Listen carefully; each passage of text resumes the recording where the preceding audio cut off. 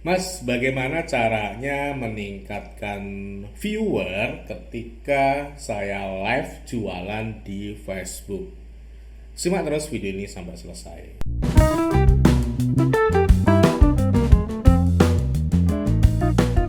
Bagi yang baru datang, silahkan klik dulu tombol subscribe ada di bawah sini, nyalakan juga tombol loncengnya agar sobat mendapatkan update terbaru video dari channel ini.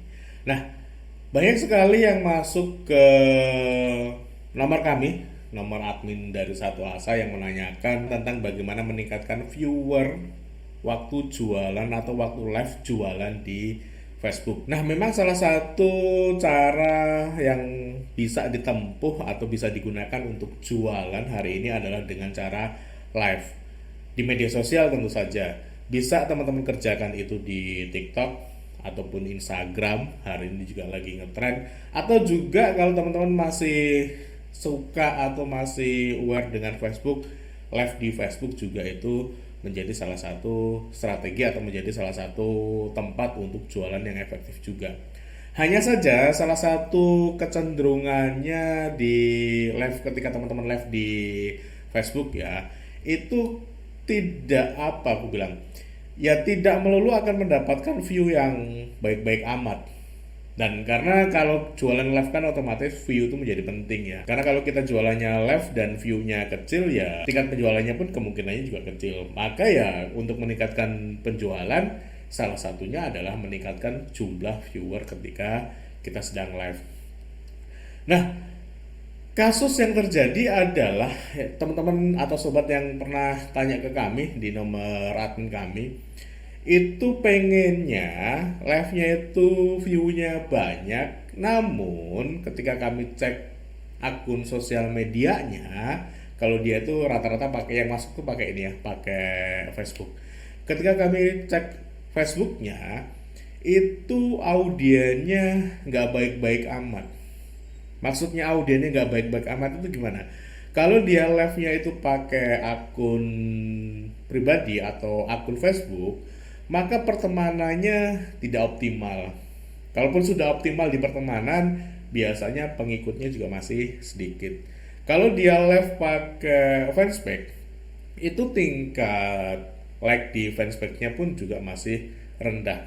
Ya, itu wajar kalau ketika live juga yang nonton itu sedikit. Nah, ini diperparah dengan akun atau fanspage-nya yang tidak dikelola dengan prinsip konten marketing. Karena pengalaman kalau mau jualan di media sosial, yang namanya akun media sosial itu perlu di treatment. Maksudnya di treatment itu gimana mas? Secara gampang saya mau bilang, jadikan akun media sosial kita itu bermanfaat bagi audiens atau bagi si calon konsumen kita.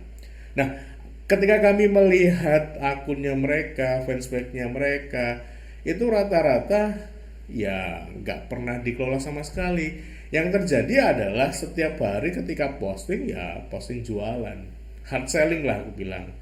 Padahal kalau kita mau jualan efektif pakai media sosial, maka yang perlu kita kerjakan adalah bangun akunnya. Bangun akunnya itu maksudnya ya akunnya kita treatment agar si akun ini merasa atau menjadi lebih bermanfaat bagi audien, agar audiennya mau ngumpul. Kalau di Facebook ya dia berteman atau mengikuti, atau kalau di Facebook ya dia mau like si fanspage-nya, agar si akun ini lama kelamaan audiennya menjadi gede.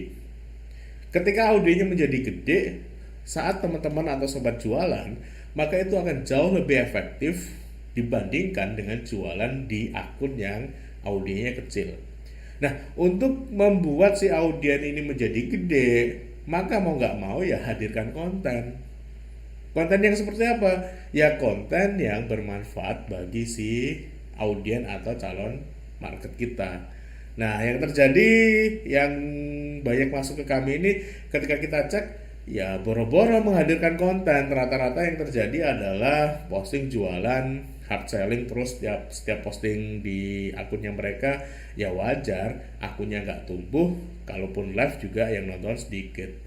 Maka apa yang harus dikerjakan? Sekali lagi ya hadirkan konten yang bermanfaat bagi si calon konsumen. Contoh konten yang bermanfaat itu gimana sih? Teman-teman bisa posting berupa artikel, kalau itu Facebook ya, berupa tulisan yang lebih agak panjang, terus juga bisa foto ataupun bisa video yang itu isinya memberikan manfaat atau memberikan solusi kepada permasalahan si calon konsumen terhadap produk atau jualannya.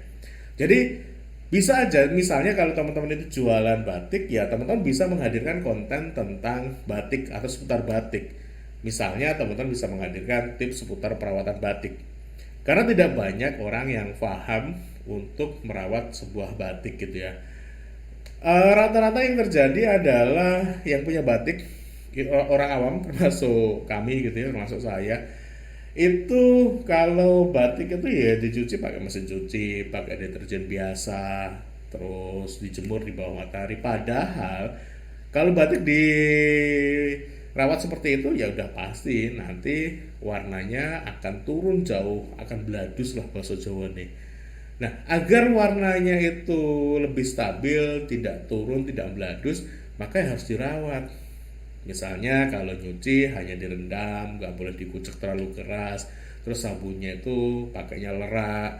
Terus kalau yang jemur itu di bawah, tidak langsung di bawah matahari atau di terik matahari. Nah, hal-hal seperti itu bisa menjawab permasalahan yang ada di calon konsumen atau audiens terhadap produk kita. Kalau teman-teman bisa menghadirkan konten-konten seperti itu yang dia itu punya manfaat bagi si calon konsumen, maka lambat laun yang namanya akun media sosial kita pasti akan tumbuh. Followernya akan gede, temannya akan banyak, yang mengikuti akan banyak, terus juga yang like juga akan banyak. Ketika akun kita gede, kita live, kita jualan, insya Allah akan lebih mudah diterima. Nah, pertanyaannya itu kan butuh proses, pasti. Kalau ngomongin soal konten marketing, membangun akun media sosial itu butuh proses yang juga tidak pendek. Bahkan belum tentu setahun itu juga bisa berhasil ya, bisa tumbuh dengan signifikan. Bahkan butuh lebih dari itu. Kami pun di Satu Asa itu butuh lebih dari itu waktunya. Saya kan pengennya jual langsung. Terus gimana dong? Ya, teman-teman bisa jualan kok. Di media sosial itu sebetulnya teman-teman tidak harus full bikin konten yang edukatif, yang bermanfaat selalu, enggak juga gitu loh. Teman-teman bisa kok sesekali jualan, sesekali menghadirkan konten yang edukatif yang itu punya manfaatnya. Kalau teman-teman mau pakai rumus ya teman-teman bisa pakai rumus 4S. Apa itu? Sharing, sharing, sharing baru selling. Postingan pertama teman-teman bisa kasih sharing tentang apapun tentang bisnisnya, bisa cerita perajinnya, bisa cerita prosesnya, bisa cerita bahan bakunya, terus sharing lagi, baru postingan keempat selling. Nanti balik lagi, sharing lagi, dan selling. Seperti itu aja polanya terus dimanfaatkan. Jadi kalau teman-teman memang butuh untuk jualan sambil membangun akunnya, teman-teman juga bisa jualan langsung. Jadi ya ibaratnya akun itu dari waktu ke waktu ya harusnya tumbuh kalau kita memang konsisten menghadirkan konten yang memang punya manfaat. Di sisi lain jualan kita juga akan lebih laku. Kenapa? Karena orang cenderung lebih trust ke kita, akan menilai kita itu memang ahlinya dalam membuat atau menghadirkan produk tersebut. Itu sudah menjadi rumus ketika teman-teman menggunakan media sosial untuk jualan. Terlebih lagi kalau akun media sosial teman-teman itu masih baru atau masih kecil, ya mau nggak mau harus di treatment. Kalau hari ini teman-teman nggak men-treatment itu terus live setiap hari dan di live itu langsung jualan, ya wajar kalau yang nonton sedikit, terus yang kedua wajar kalau nggak ada yang beli.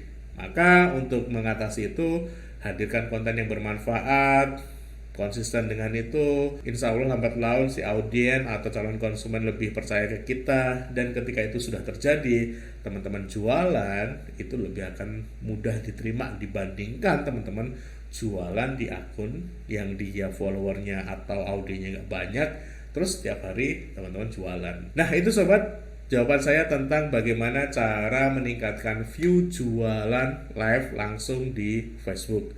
Semoga video ini bermanfaat bagi sobat yang belum klik tombol subscribe. Silahkan klik dulu tombol subscribe ada di bawah sini, nyalakan juga tombol loncengnya agar sobat mendapatkan update terbaru video dari channel ini. Saya Bang Safi, kita jumpa lagi di video-video berikutnya.